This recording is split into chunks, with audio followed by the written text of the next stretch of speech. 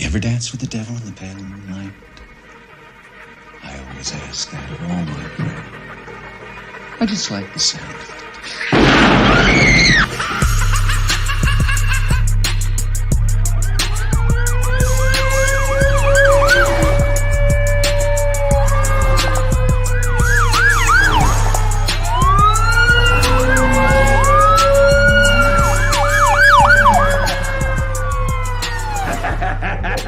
How about it, you creep, you lunatic? Good morning, Raider Nation. How are you doing on this Thursday morning? Yes, indeed, it is another day. We have completed the second day of mandatory minicamp. We're going to dig into some news about that. Of course, they had the post minicamp interviews. We're going to go into Leatherwood, listen to him. Also, we're going to talk about Hunter Renfrow and what he brings to this team as well on offense. So we're going to discuss a few things, you guys. So I'm just going to kick back right now, let a few of you guys more come in, because like I said, I just put the link out. So we just got to wait for people to be receptive, like the end of a condom. You know, the receptacle on the end of a condom? We just got to let people be receptive. Shout out to everybody that's in the chat, man. My boy Robert Pena in the house. Holly Tanner, thank you for coming. It's always a pleasure to see you. Not Wi-Fi William. Salutations to you as well, my guy. Eagletarian 207, what is up with you, man? Good morning. Two Red Rings. It is a pleasure always to see you. Yes, indeed, man. Good morning, Raider Nation. Everybody everywhere repping the silver and black and the shield. Very good morning to you. Hope your day starts off well. And man, yes, indeed. We got one more day left of mandatory minicamp, which is today. And we're going to talk about that too. What possibly could happen afterwards. I hear people talking about it. I agree to an extent. Something could jump off this weekend, but we'll talk about that later. Let's continue to let people gather their bearings and jump in. JB021, what is good with you, man? Good morning. NorCal Raider Jesse, thank you for pulling up. It's always a pleasure for you to come and visit Raiders Allegiance with yours truly, Lunatic Raider. Yes, indeed. This is the Good Morning Raider Nation live podcast, live and direct from Las Vegas, Nevada. I am glad each and every one of you guys are here. Jorge C is in the house, man. Thank you for pulling up. Good morning to you. Salute. Yes, we're going to dive into some info and some news and all that. So I'm just waiting before I get started with the Leatherwood interview after the minicamp yesterday. He said a few things, and it's interesting to hear what he said as far as his development and how he perceives the offensive line on this team. But we're going to get into it. We're going to listen to it, and then we're gonna break it down along the way. Very good tidbits he gave. So he has been working hard in the offseason to improve his skill set. On offensive line. They do have him primarily at right tackle, so maybe there might not be a need for a right tackle in free agency. Maybe the solution is already on the roster.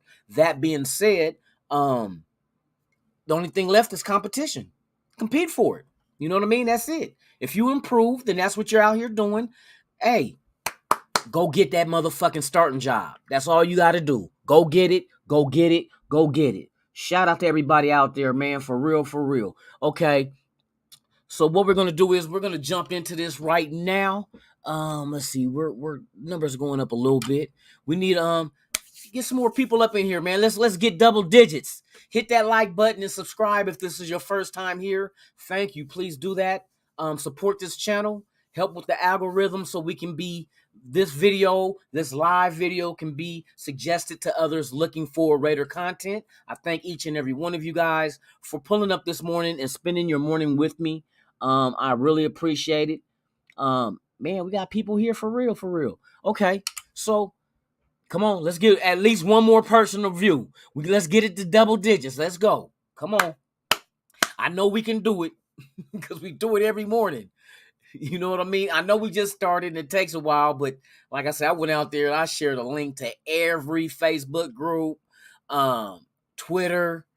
I put it out there in in the universe. You know what I mean? Come on. I see that number twitching like, there it go. Okay, so now we had double digits. So let's go ahead and dive into the Leatherwood interview and just bust it down and break it down and take from what we hear from it what he says about the team. You feel me? Let me go ahead and set this up, man, so we can go ahead and do our thing, man, this morning. Good morning to everybody. Good morning to everybody. Good morning. A silver and black morning to all. Thank you for pulling up. Let's do this shit.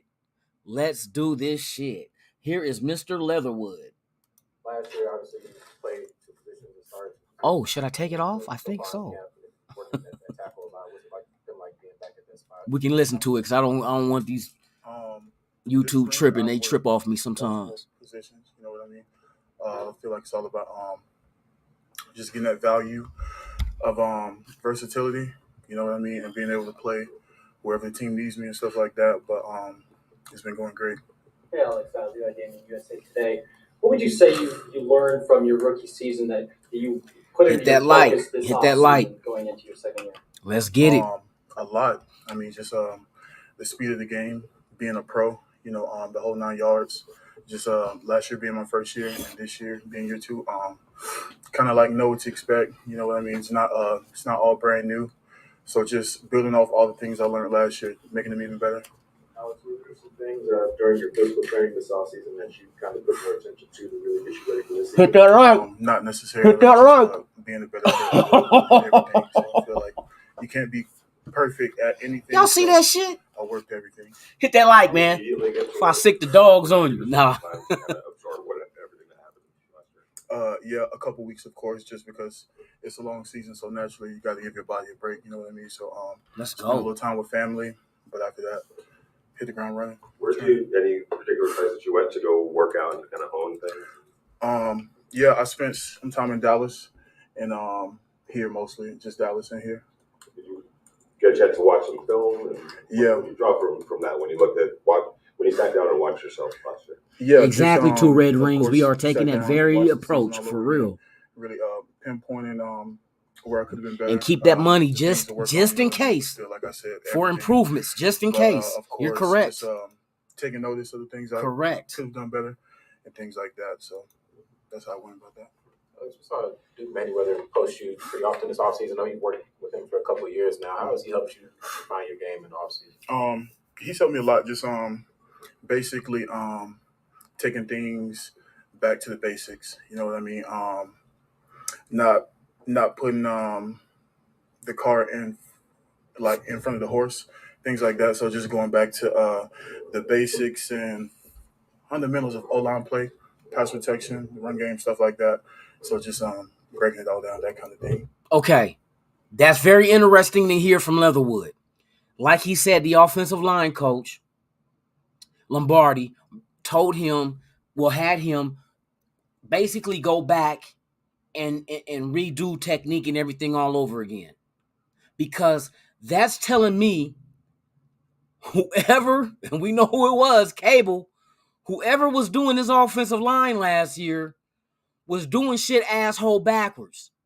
For you to have to go back and do it over again, but do it right, something, you know what I mean? Something wasn't clicking there. Something was taught wrong, taught differently. You know what I mean? So, and plus, don't minus out the fact that this is a new blocking scheme. This is no longer a zone blocking scheme. Like I keep saying, it is a power A-gap. an A-gap power blocking scheme. You know what I mean? We're usually at the point of attack. It's usually two offensive linemen. You pull the guard. You know what I mean? It's a lot of shit going in, just straight power. And I think Leatherwood is better suited for this offensive line. This offensive line. What's that? Oh, yeah, for this offensive line than he was last year's offensive line. So there's a big difference. So for them to send him back and reteach him all over again, somebody wasn't doing their motherfucking job last year. Was there ever a point where things kind of slowed down for you? I know rookie years can be pretty frantic, especially in your position as a starting player on a playoff team. But did things slow down a little bit for you? Watch this. Yeah, I feel like halfway to about 3 quarters through that's when I started really like everything started to slow down. I started to understand what I really needed to do as an O lineman and to be a good O lineman in this league, stuff like that. So from that point forward, I felt like that's where I began to grow, stuff like that. And that's when his improvement started happening last year. Remember, around 3/4 along the way into the season, he started getting better. So that, you know what I mean? It happens for rookies. Rookies get into the league. The NFL is the biggest beast in football that you can get to. You know what I mean? Compared to college. So when he got into the league, and you figure we played last year, we had 17 games, right? He said halfway to 3/4 is when things started slowing down, right? So you're looking at about 10, 11 games. And shit, and usually in college, it's what, 10, 11 games in college, regular season, right? So, and plus hitting that rookie wall. But he said things started slowing down. He started understanding things. Now let's see him do it all over again in a new system, a new scheme. But I think we have the teachers on this team to be able to coach these guys up to be better than what they were last year. I don't think they did a good job coaching up a lot of these players that we had on our team. I think they pretty much just threw them out to the wolves and been like, baptism by fire. Just go out there and learn as you go, rather than coach them and help them along the way. You know what I mean? So this year, I think we have the right guys in place to coach these young men up to go ahead and get the best out of them to make this team succeed. You mentioned going back to the basics. Was like violent hand use one of those things? Since it looked like you had your hands going pretty good in practice today. Not necessarily violent hands, but just having them in the right spot. You know what I mean? Your eye discipline, things like that, and just putting your hands in the right spot. You know what I mean? Just getting that down first, then being violent with it, that kind of thing. I'm talking about taking it back to the basics. So. Okay, and speaking of his hand placement, that was the one big knock on him last year, was his hand placement. He was not good with his hands. You know what I mean? So going back to the basics, like he just said, they told him to go back to the basic and not violent hands, but placement. Work on placement first, then become violent. You understand? So they're teaching them in the right corresponding moves. You start off with learning the hand placement, then you could become violent with those hand placements once you understand where your hands are supposed to go. You know what I mean? And that's perfect. That's good technique to teach this man. And they're just reinstilling it all over again. The man got talent. His only knock to me was hand placement last year, penalties, which those penalties can be corrected with false starts and holding. You can fix that. That's easy. That's easy. Hand placement, now we're getting into technique. See, the other two are mental.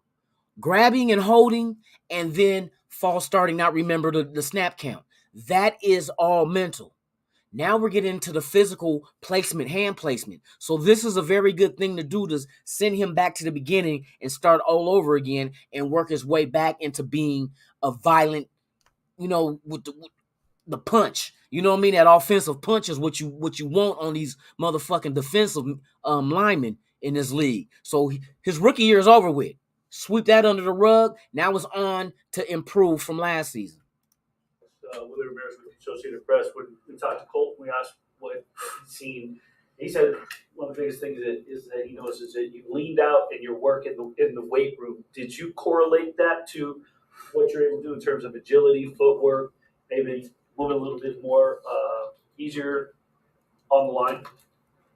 I really don't understand your question. Can you repeat it? Your personal training, basically off of what Levi had asked. Colton has told us that the biggest thing he knows was you leaned out and you're working the weight room. Okay. Correlate that to what you need to improve on the line? Yeah, of course. Just being a strong player, having good core, good balance and body control, and like pass protection. And Top Beats, welcome, like man. It's a pleasure to have you here this morning.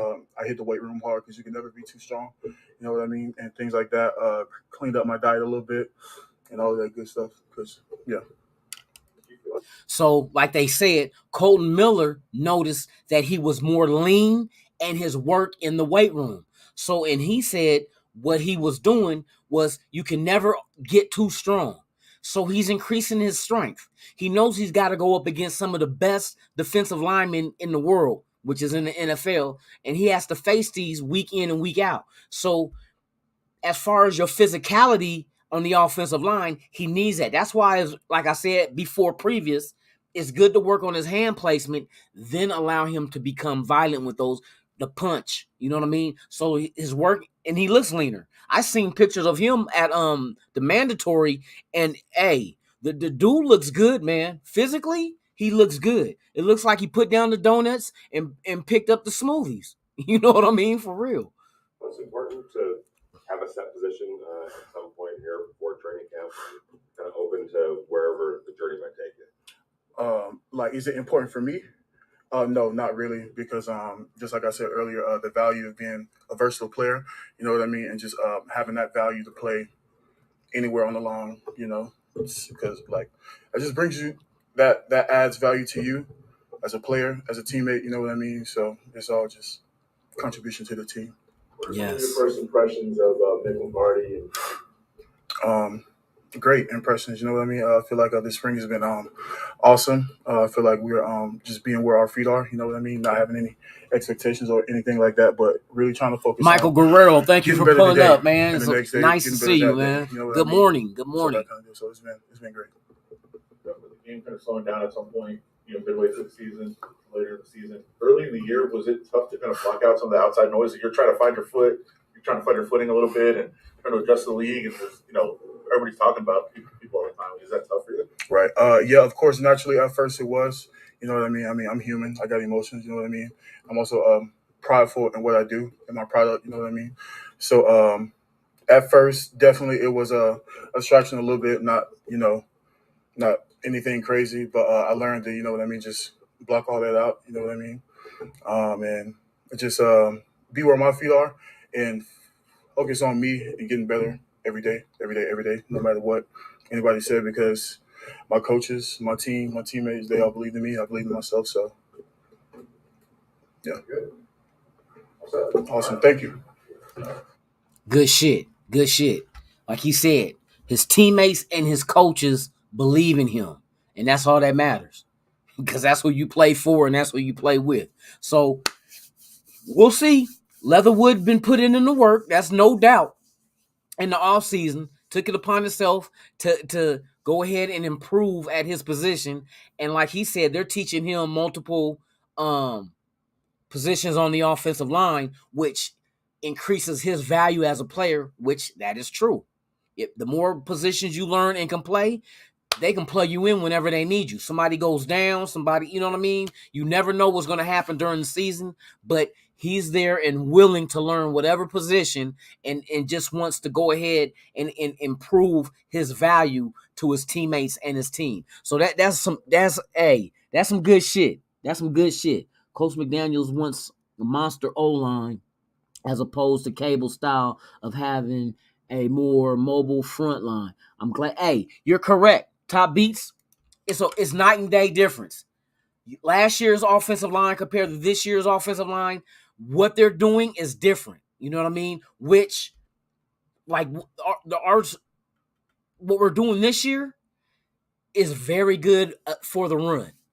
Very good for the run. And I'm seeing what it kind of shows me is McDaniels is shooting to establish a run game. See, if you can make a defense against this offense think about, we got to stop the run, you don't win the game. Because if their focus is now on our run because of the power blocking scheme we're running and the running backs we do have on this roster, and they have to focus against our run, what are we going to do in the air? You know what I mean? That if we're balanced in the run game and the pass game, and I'm talking about like monumental, you know what I mean? If the run game and the in the passing game is both monumental in the NFL as far as being ranked top 10 both, that's going to cause a little bit of brain strain on a lot of defenses because now they got to worry about where they're going to place personnel to defend us. Do you take some of the personnel and put them in the box? Do you back off and keep the safety back one high to make sure that the offense don't take the top off?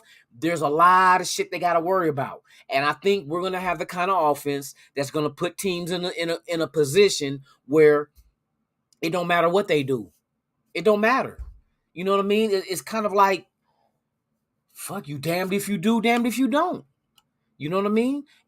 A lot of teams will probably just worry about the pass compared to the run. But see, here go the conflicting thing with that one. If you focus on stopping the pass and just let the run do its thing, because what a defense will probably think is, well, we stop the pass because those are the strike quick offensive plays is in the air. Score quick in the air. That's what the offensive passing game is going to do. Running game is going to take a while to get unless they break one, but, it's going to be less likely compared to a passing play. But a run game, but see, the thing with that, if in that philosophy is later on in the game, your defense is going to be wore the fuck out because that run game is just going to go, third and short, first down. Then you got a whole set of downs. Running it through again, first down. And you're eating the clock and you're keeping the defense on the field. So, like I said, it's damned if you do, damned if you don't. It's like I said, everything looks good on paper, but that's just paper. We have to wait and see what it actually looks like when it's implemented into a live game. Preseason, we're not going to see shit. Right now, what they're going to do in preseason is evaluate the non-drafteds and the free agents that we sign and see where their place is and can they make the 53-man roster. That's all preseason is going to be. Everything is going to be ran vanilla. You're not going to see our real defense. You're not going to see our real offense. You're just going to see the coaches analyzing and grading the players that's on this roster, the 90 motherfuckers we got, and we got to go from 90 to 53. You know what I mean? So you have to get a lot of good game film and visualization of a lot of these undrafteds as well as these free agents and the draft picks. Don't get it twisted. The draft picks too. Avocado gang in the house. You know what? Sultan in the house. Raiders all morning long. That's right. Salute everybody in the chat, man. So yeah, that's basically what it boils down to, and that was from yesterday's presser. After the mandatory. The other interview I liked was Antonio Pierce, the linebacker coach that we got from Arizona State, but his is a little bit long. But if you guys want to if you want to check out Antonio Pierce, because I like Antonio Pierce because he does not bite his tongue. You can tell when he speaks his truth. You know what I mean? What he observes, what he thinks is going on, and it's a beautiful thing because I like the fact that he's let me see real quick. Let's check out Antonio Pierce. Then after that, we'll discuss Renfrow and talk about his place in the offense because I want to get to the part where we seen what happened with Cooper Kupp yesterday. That's why I want to talk about Renfrow and what we think his value is. So let's do Antonio Pierce, the new linebacker coach of the Raiders that we signed and brought over from Arizona State, and former player of the NFL as well. So let's dig into him real quick. Let me set this shit up. Yeah, I liked it. Antonio Pierce If is. you want to have body mastery, shut the I can fuck almost up. guarantee. Like he cussing out commercials. All right, we're gonna have to just go ahead and mute this real quick and let me line it up for Antonio Pierce. But I really enjoyed his interview. He was on point.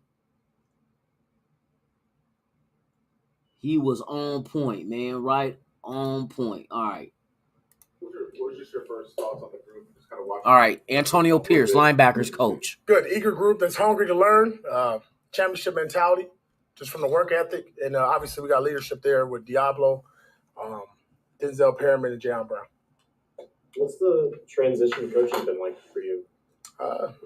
Pretty simple, played in the NFL, was on ESPN, talked about the NFL, then 4 years in college. So went back to school a little bit, and then being back here, obviously with Josh and Dave and Pat, and obviously Mr. Davis allowing me to be here. Obviously for me, it's a blessing. I'm from LA. So when I grew up, the Raiders were playing in Los Angeles at the time. So Proud Raider fan here. Raider fan, Antonio Pierce. Yeah. Towards the end of last year. From the film that you saw and what you've seen so far, what are your impressions of the guy? Yeah, a guy that has a lot of talent, obviously transitioning from that safety position to the linebacker. But there's a lot of physical traits there that, I can't coach, I can't give him. The mental aspect is what we're working on, and he's doing a great job of that. What you see is for a guy that's real eager and happy, loves being around the building, loves being in the building, loves ball. I think those are all traits that you want from a linebacker, especially a young guy. Antonio, Tashawn Reed, The Athletic. Being a former player in this league, how does that help you when it comes to being able to relate to the guys and command their respect? I think, first of all, respect, accountability, been there, done it. I mean, there's not too many plays or gap schemes or, route concepts, especially from this offense, because I played them when I played. So right away you get, that respect from the group. But then more importantly, it's your work ethic. Give them the information, get them tidbits that maybe they hadn't heard before, or physically doing it. I am in pretty good shape still. I can't physically do it, so that's kind of a blessing for me to go out there and just walk them and talk them through it. But I think first and foremost, I think they understand and relate to me as a former player, but respect at the same time as their coach. Having played the position and now seeing kind of how that position evolves, how has the linebacker position evolved over the years? Yeah, I was a small linebacker coming out, 6'1", 228. I was considered small. Linebackers now, they're around 220, and that's okay. And I think just that, the ability for these guys to play Darian Butler, keep your eye on him. Obviously, your elite tight ends and running backs. He was with him at Arizona State. Change. When I played, it was 21-12 personnel. Downhill, I was going up against Larry Allen and Emmitt Smith my rookie year, and I was like, wow. You don't really see that no more. The game is more perimeter, vertical, not so much downhill smash mouth football. Hey, Coach, I'm Vic from The Athletic. It looked like today, Kenny Young made some plays out there. What are your impressions of Kenny Young so far? What does he bring to the mix? Yeah, Kenny's played a lot of ball, right? He's traveled a little bit, but he's got experience. He's got a wealth of knowledge that he's bringing to the room, that he's been in other places, and little tidbits that we can all learn from. But I think more importantly, he's a guy that knows how to be a pro. All right, continue listening, you guys. I'll be right back. Drills, he works at it in practice. I got a refill. He's prepared. He's obviously getting himself a chance to be a good football player. Antonio, Willie Ramirez from the Associated Press. Other guys have made transition from the college ranks of coaching to NFL. You're coming from learning from a college head coach. You come from someone who has an NFL background, obviously coaching with Herm. Is there some tendencies that you're thankful for that you brought over with you from your time with him? Yeah, definitely blessed. Obviously, Coach Edwards gave me the opportunity to coach in college. When I played for the Giants, he was with the Jets, so we had a long history. We worked together for 8 years on ESPN as well. But him and Marvin Lewis being on that staff, obviously a lot of knowledge from different aspects. Obviously, Coach Edwards played in the league as well, right? So when you got two guys like that with, I think, close to almost 30 years of head coaching experience, that's a wow factor. It's a lot of information that I was fortunate to sit with those gentlemen and learn, and just how to be a coach. Just like you learn how to be a pro as a player, learn how to be a pro coach is the same thing. It don't matter if you're in college, but how you prepare yourself, how you detail, how you check all the X and O's, dot the I's and cross the T's. Those are things that I brought here. Attention to detail. Let me ask you this as a follow-up real quick. Is you say dot the I's, cross the T's. Was the details tougher as a player during this time, or is it tougher as a coach for you? I would have to say as a coach, because I think as a player, instincts take a little bit, kind of going to play as well. But just making sure you got everything and all the questions asked for the players, especially when we got a new scheme coming in. There's a lot of things. Forever Onyx, man. Thank you for pulling up, man. Good morning. Good morning. Salute to you. The why and answering the Welcome to Raiders Allegiance. We're listening to Antonio Pierce, our linebacker coach, from yesterday's interview. Las Vegas Review-Journal. When you think about the Patrick Graham system and how multiple it is, let's talk about Patrick Graham's system now. For you to kind of prepare the linebackers for the different schemes that can come up. You got to be able to talk. You got to be able to communicate. You know what I mean? You got to have your eyes open. It's one of those deals where you're in charge of a lot as the middle linebacker, or as a linebacker in general in this defense. And Perryman. The backers overall have really taken on that ownership of the team, being that vocal leader. That's ice cold. And not just the captain part. I'm talking about getting guys lined up, fixing it when it's messed up. I think what Pat has brought to the table is something that's going to make all of us better. Because you're always thinking, right? You're always kind of just, okay, what's next? What's next? Feed me. And once that happens, everybody becomes a sponge, right? And everybody wants more information. And that makes the dialogue in the room greater. Coach, after the Las Vegas Review-Journal, you mentioned Denzel Perryman. What kind of swagger does he bring to this group? It takes a certain kind of person to wear a beanie in 100-degree weather. Have you not seen his PJs that he wears to morning meetings too? It kind of threw me off. He wears his hat. I mean, he's got swag. He's from Miami, right? He's a proud Let's do this real Hurricane. quick. I've known him for a while. Obviously, maybe not on a personal level, but from afar. What he brings not only just with swag, but attitude, professionalism, and I'll say more importantly, leadership. When he talks, the room gets a little bit quieter. Right, and you want that from somebody in your defense, and you really like it from the linebacker position, right? Being biased a little bit, you want the meat and the heart of your room of your team in that linebacker room, and he really carries that. And obviously, he has fun doing it. I think that makes my job easier as well. Antonio, Paul Gutierrez here from ESPN. Having played the position at the highest level, and you always hear about guys that play the game at a high level when they coach, they have a hard time because they go, "Why can't you do it the way I did?" Or they don't see things the way you do. How hard is that to kind of cross that line and the frustration of that and to coach rather than to be the player? Well, I think when I played, I saw myself as a coach on the field. I think I was known for being a student of the game. It was already against Tom Brady, Peyton Manning. It was already teammates with Eli Manning. There's a lot of chess masters that we played with one another. Tony Romo as well. So, man, I really prepared myself when I played as a coach. I sat there and I could probably do the hours like the coaches, but I was in this damn building as much as those guys. All right, now let's stop real quick. Hear what he said? As a player, they asked him what made him want to become a coach and all that. He said as a player, he was like a coach. He said they used to play mental chess match games against Peyton Manning, one of the best offensive minds at quarterback to ever play the game, as well as going up against Tony Romo and players such as that at quarterback. Let me bring in I got Sultan up in the house. We're gonna pull him in. Sultan. What's good, my brother? What's good? Oh man, we in here just listening to this interview from yesterday with Antonio Pierce. For sure. Yeah, I'm camped down right now because I'm already in bed and shit, laying down and shit. But yeah, I'm listening, bro. I like what these coaches are saying, yo. They smart. It's a difference. You know what I mean? Yes, indeed. You get a lot of information, and you can tell now that it's not the way I look at the way this team is with the coaching staff. It's not they're coaches, but they're teachers.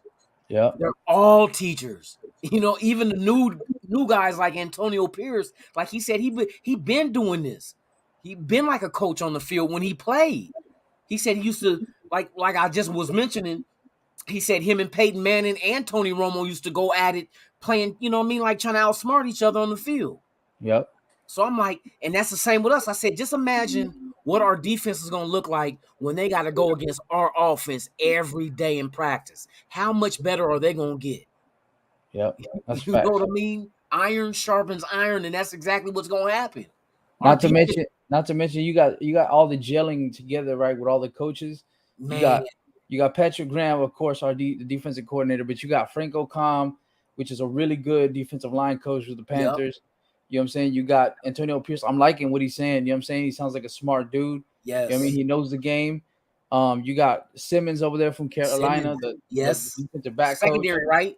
Yeah. So everybody just looks like they're on the same page. You know what I'm saying? They all want the same thing.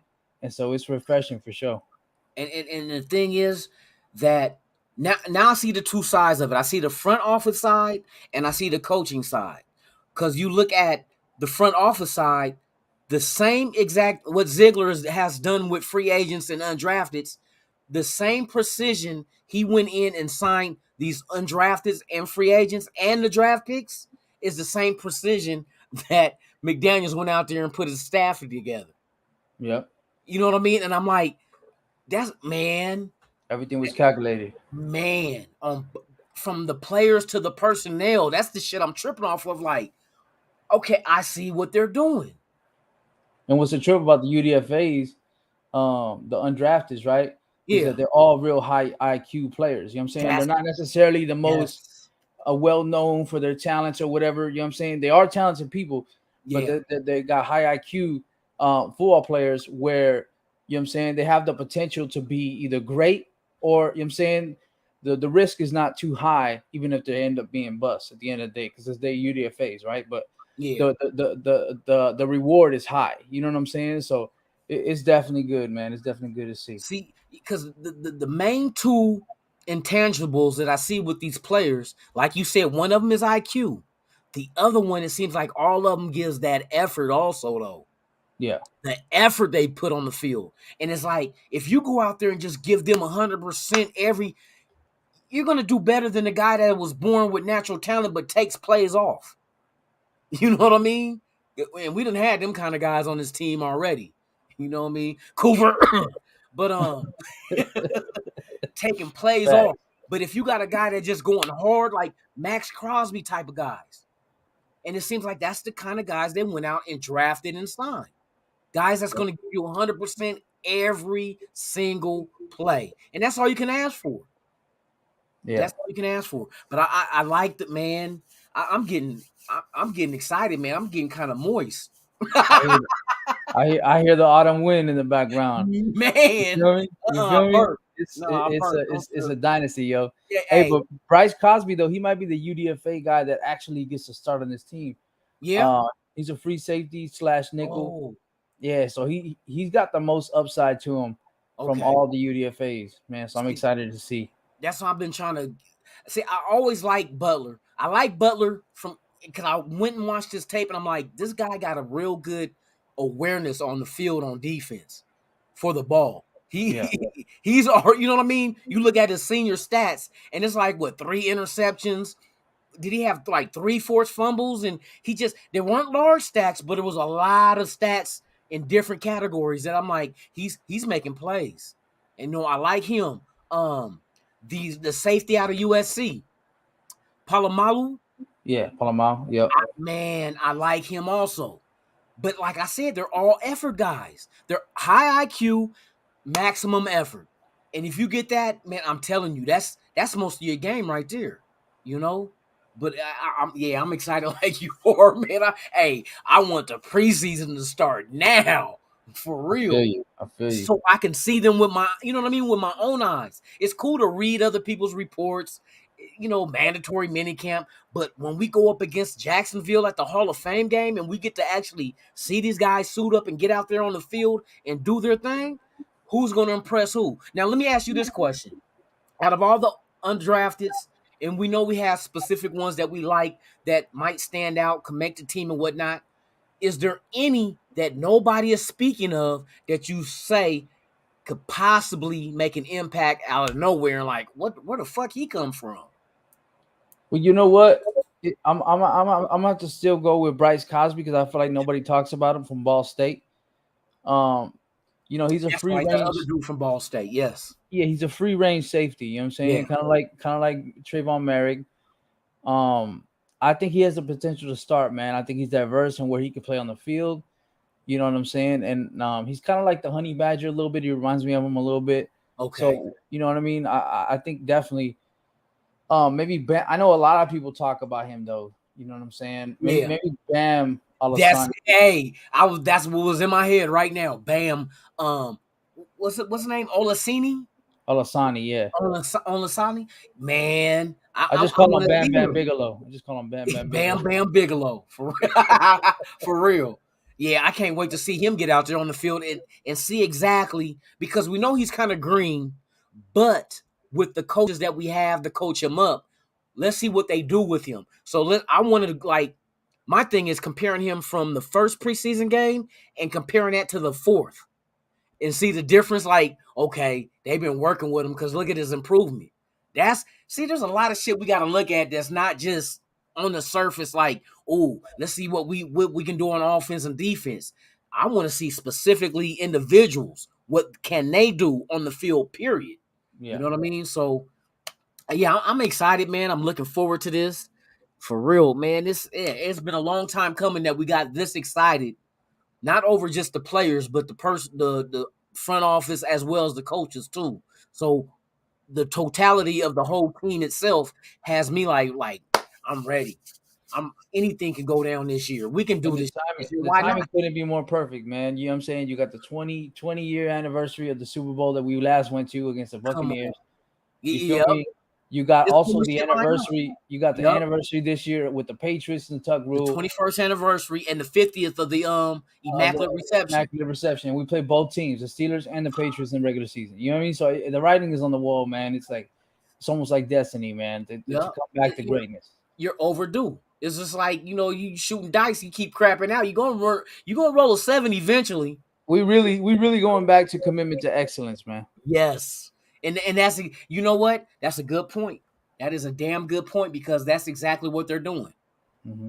In order to be excellent. And you know what? Did you see the video that the Raiders put out with Mike Haynes and Lester Hayes? I just watched that, bro. I got teary-eyed, bro. Davante Adams and oh my God. I got teary-eyed, man. Mike Haynes is my favorite player of all time. You know what I'm saying? I got his jersey, man. Best corner. In my opinion, I love Charles Woodson. Yeah. I love Lester Hayes. And Lester they both Hayes played together. Guy, man. But Mike Haynes was a technician, bro. He was like a ghost. You know what I'm saying? He was on his guy. You know what I'm saying? Yeah. He didn't have to put too much pressure on you. He wasn't necessarily like that bump and run kind of guy. Like he was very aggressive. Now he would stick to you like glue, man. And you wouldn't catching shit on. You know what I mean? Like on him.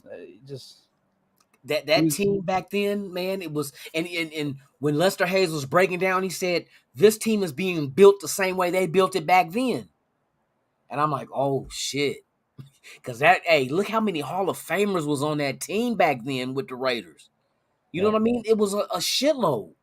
We had so many Hall of Famers that it seemed like the older people that was voting us in, and I heard this was true, stopped because they said we already had enough in the Hall of Fame, so ain't no need to put more in. You know what got me emotional, bro, is that he said Lester was telling them that they sign in like super studs, like how he learned how his father signed you. You know what I'm saying? When he told Mike Haynes that, because it got me emotional, bro. That video was amazing. Yeah, this is the time when you want history to repeat itself. Yeah, that team back then in those days, man, we were feared. I mean, we got the short end of the stick, you know, some of the times, but that team, man, you got to put us down as one of the best franchises ever to do it in that span, because you had 3 Super Bowls within 6 years. You know, and nobody in the media believes in us right now except for Rich Eisen. Oh, Rich Eisen said some shit? He rolling with us. He said we win in the division and everything. Oh, I'm fucking with Rich. I'm gonna have to race him in the 40. Shit, he should have came out to the draft and did that shit. I didn't do it though. I did the vertical, but I didn't do the 40. My old ass still got a 35-inch though. But yeah, man. It's good. Let him sleep though. It's good. Let him sleep. You know what I mean? Yeah, for real. All right, man. I mean, what, you about to go to bed, you said? No, I'm chilling, dog. I'll chill with you. Oh, okay. Well, what we're going to do now is, since, you know, we seen what Cooper Kupp earned yesterday, we're basically, I want to look at some of, just for shits and giggles, just to look at Renfrow killing these motherfuckers off the line of scrimmage. You know what I mean? And trying to, like, guess what his worth is and what you think we'll give him. And shout out to Sean Johnson. He was hitting me up in the messaging on IG, and we were going back and forth, and he was talking about he said, man, the price on Renfrow just went up because of Kupp. I said, not necessarily, because you got to figure in Kupp is in California with a 12.3 state income tax in his tax bracket. Mm-hmm. You know what I mean? So we can give Renfrow less, and he'll still walk away. Same like we did with Devontae, but Wisconsin's not as high as California though. No. California, I think Wisconsin was like 7%. California's 12.3. Yeah. So you figure you can give Renfrow less than what Kupp got, but he'll walk away with the same amount as Kupp. You know what I mean? So instead of like 18 mil, you could probably go 16, because it's almost about 2%. I mean, 2 mil per year. I'm thinking that's actually going to be 13 or 14. You think so? Yeah, I think those numbers that Sean sent me them same numbers, 18.7. Yeah. I think those numbers are a little bit skewed. You got to take into account what Derek Carr said in the last presser, right? About Darren Waller and his agency and how he should look at Max Crosby and himself and what they did with their contract as far as helping the rest of the team, getting the team together, and why they took the contracts they took. Now, you don't have to necessarily say that to Hunter Renfrow, because Hunter Renfrow inherently is like Derek Carr. You see what I'm saying? Like, he's a football guy who understands that we got to keep building his team. I don't think he's the kind of guy that's going to ask for much. I think 13 to 14 million, somewhere around that ballpark, is probably what Hunter Renfro's going to ask for. Hey, shout out to Omar Jerez in the chat, man. Hey, thank you for pulling up, as well as Eugene Powell. Thank you guys for pulling up for real. What do you say? Oh, how the Rams getting all this cap? Hey, that's the thing I want to know. How the fuck the Rams coming up with all this money to sign these motherfuckers like that? But that's just the way they get down. So if they can do it, I'm pretty sure we can do the same shit. Well, it's easy. So what they do is they backload their contracts to where whenever they extend people, you know what I'm saying, the money don't kick into the following years. And usually you can allocate that money, the majority of the money, towards the latter years of the how many years that was signed. You know what I'm saying? Let's say we got 4-year contract. You could take the last 2 years of that contract and make the most amount of money in those last 2 years. You know what I'm saying? And the first 2 years kind of a smaller amount. So you can kind of allocate that towards the end of the contract. And so I think that's kind of what they just been doing. They've been backloading. They've been doing a lot of guarantees and stuff like that. So, you know, you can make it work that way. And that's kind of what we've been doing as well, too. You know what I'm saying? With Devontae Adams and Derek Carr. Well, you know what I'm saying? And both us and the Rams are in that situation of win now anyway. You know what I mean? They're the defending champions, so of course they're in win now mode regardless. We're a playoff team with a new regime that's like, we got to win now. So that's why the moves that they make sense. That they going out there and we're not just trying to make the playoffs, you guys. We're trying to win the Super Bowl. This is exactly what McDaniels and Ziegler is trying to do. So don't think that we're just trying to add pieces just to make it to the playoffs again. They got bigger, fish to fry, as we can say. Shout out. I'm gonna say this too. We're not only trying to make the Super Bowl and win the Super Bowl. We're trying to go back next year. Exactly. You know what I'm saying? We're trying to build a team for the foreseeable future. You know what I mean? And I said that before. It's like when you go out there and you get people from New England with Ziegler and McDaniels, you're not getting them in here just to win one Super Bowl. You're getting them in here to go multiple because that's what they come from. They come from multiple Super Bowls. You know what I mean? So you just don't go ahead and say, oh, we'll get them in here. We just need one Super Bowl. They have intentions on getting more than one, which we have a young team. We're not old. We're not like the 2000 Raiders with Gannon and Rice and Tim. You know what I mean? We were older then. Mm-hmm. So our window was only like open for like 3 years. Because after them 3 years, that team was done. Yeah. But this team, after 3 years, it ain't done. It's not done. Fucking Rich Gannon broke his neck in 2004. Oh my God. You know what I mean? Saragusa's dumbass doing that fucking springboard shit on him. I ain't gonna forget that. And man, I'm telling you that, those 3 years, we could have ran off 3 straight Super Bowls if we would have did it. Yeah. If we would have did it, man. 2000, 2001, and 2002. Straight Super Bowl years for us if we had it. Damn. Yeah. Just to think of what the fuck could have happened. Okay, so this is what we're going to do now. We were talking about Cooper Kupp, the money he got, what we think Renfrow is worth. But I want to go back and look at Renfrow, some of his classic off the line of scrimmage, you know what I mean? And say, I don't think he's too far behind Cooper Kupp. You know what I mean? As far as ability, he might be a little better. So let's go ahead and check this out real quick, man. And then let me keep this volume off just in case these motherfuckers want to trip. But come on, man. Come on. This dude here, look at this shit. Pow! That's Allen Iverson of the NFL.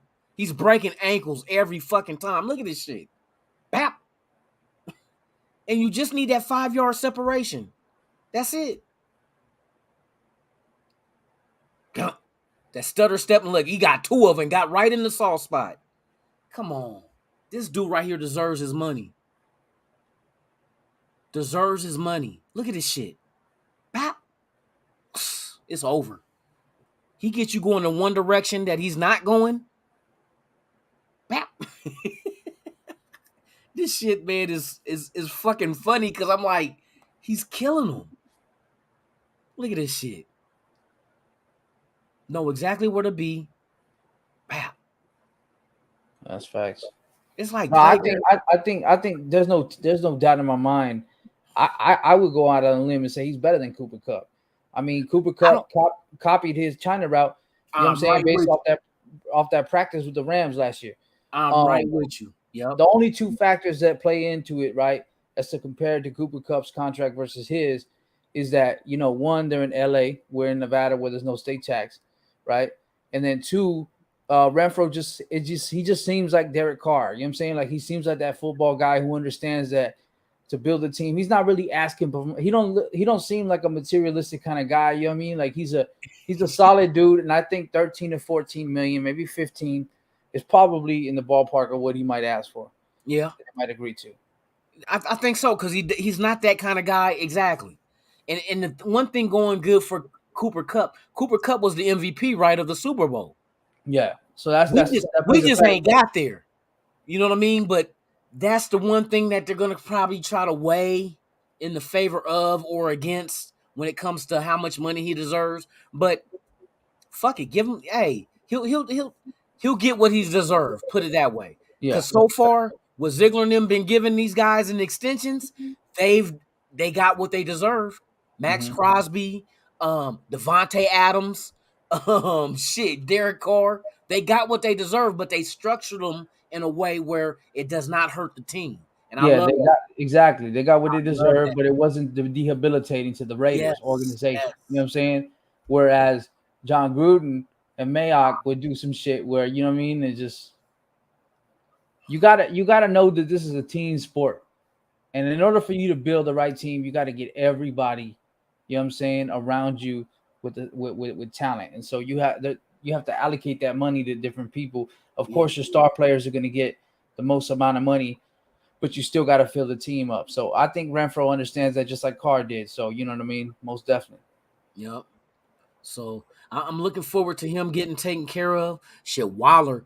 Hey, listening to Waller yesterday, he's good. He's good. He's like, I'm here. He said, whether it's 1 year or 10 years, I'm here. I'm like, I love that shit.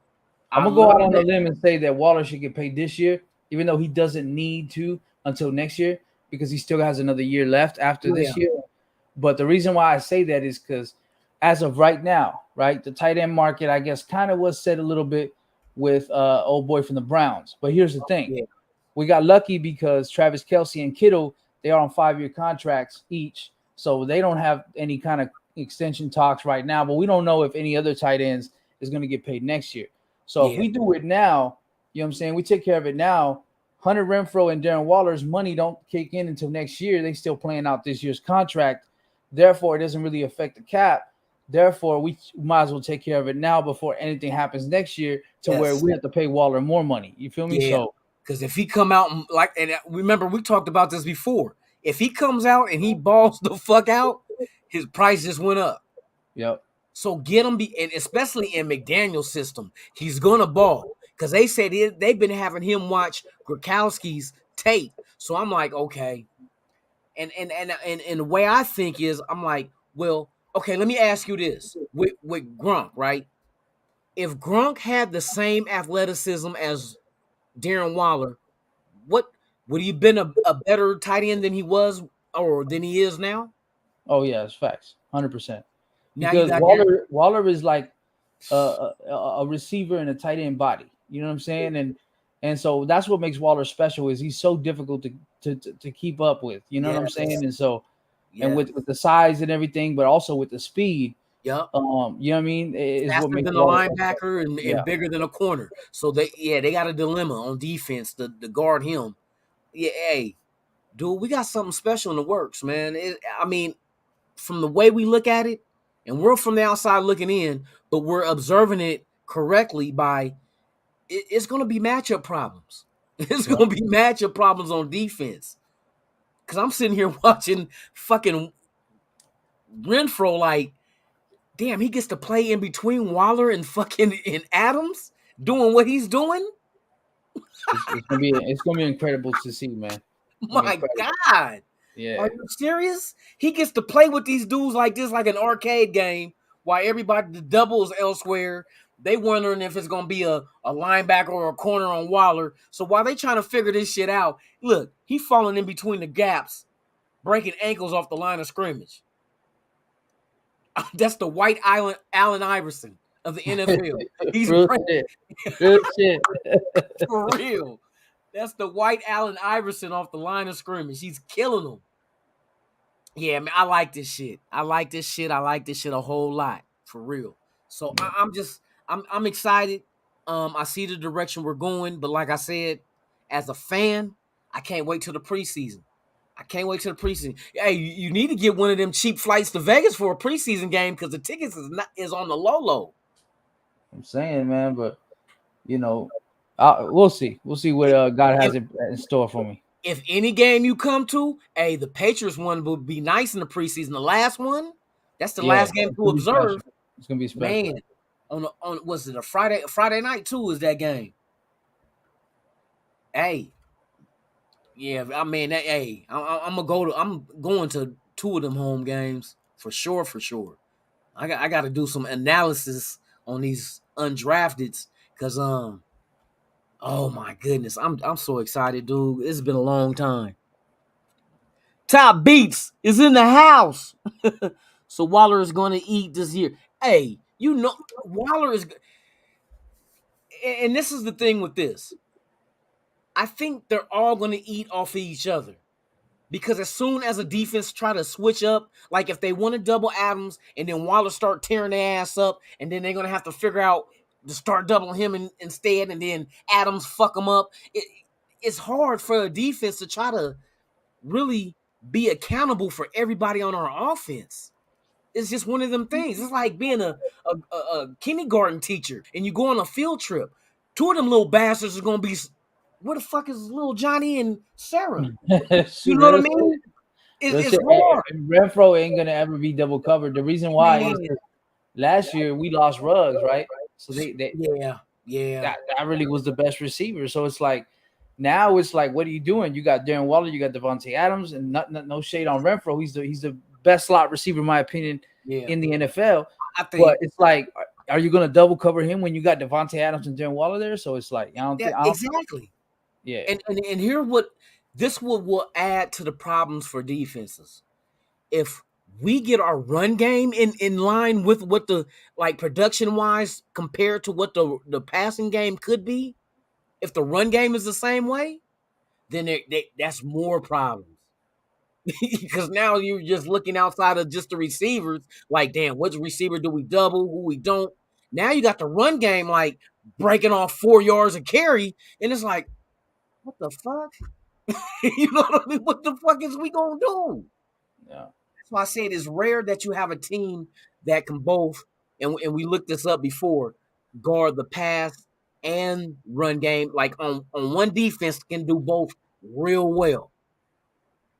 Now Tampa Bay is one of those, but even though they can defend against both, it's going to be stressful.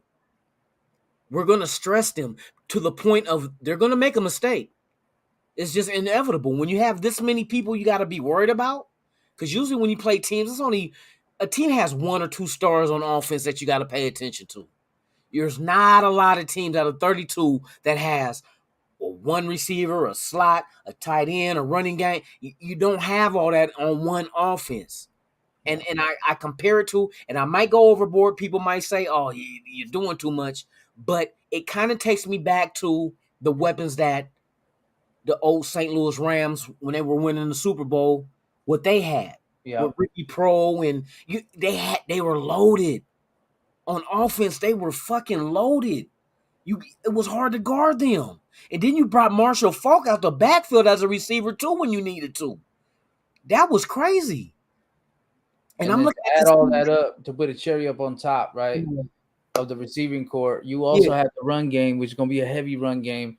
And it's like, what do I do as a defense? So I put 8 in the box. But if I do that, I got to fucking contend with the fact that Devontae Adams. That is the issue. Yeah, it's like, what am I going to do? What am I going to do? Yep. You know what I'm saying? So, but Hell yeah, man. It's gonna be a beauty to watch. Hey, all y'all in the chat, y'all better be ready. Y'all better be ready. If you ain't got a Raider tat, you better go get one. Like in the back alley with a guitar string and India ink. No. Straight up. Oh my God. Hey, thank you. Hey, thank you, Omar. I appreciate it, man. Hey, I try to entertain. Hey, all the content creators with this Raider shit, we're on a whole nother level. I have not checked out anybody from any other team, but I'm pretty sure they suck ass. So they ain't got I don't what have we going on. No. Not us. We got hella content creators. Man, and we could talk about the same subject, but have different opinions. That's the beauty of it. That is the beauty. But hey, I thank you for the compliment, Omar. For real, for real. Like I said, there's only one nation, the Raider Nation. Anybody else, they counterfeit. You better hold their punk ass up to the light and see if you can see that line. You know what I mean? For real. But yes, man, we have come to the end of the show. All right, my brother. And I appreciate you for pulling up, Sultan, as usual. Man, hey, be blessed. Hey, tell the people where they can contact you, find you, all that. For sure, man. You guys can check me out at on YouTube at Sultanmir. That's SULTANMIR. I got the Raider Fan Show tonight. East Coast time, I believe, is midnight East Coast time, so that'll be 11:10, 9 o'clock West Coast. So for sure, pull up on us tonight, man. We're gonna hang out. You know what I mean? So for sure.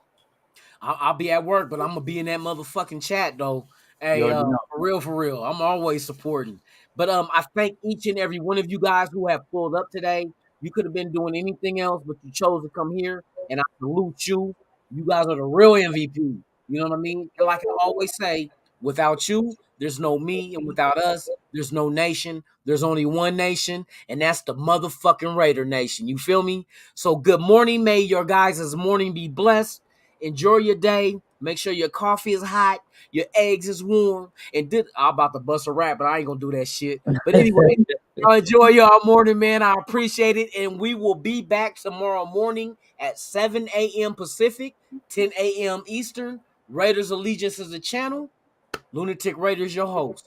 I thank you for gracing my page with your presence, and I look forward to seeing each and every one of you guys tomorrow. So with that being said, man, enjoy your day. God bless. I'm out. You ever dance with the devil in the pale moonlight? I always ask that of all my prey. I just like the sound.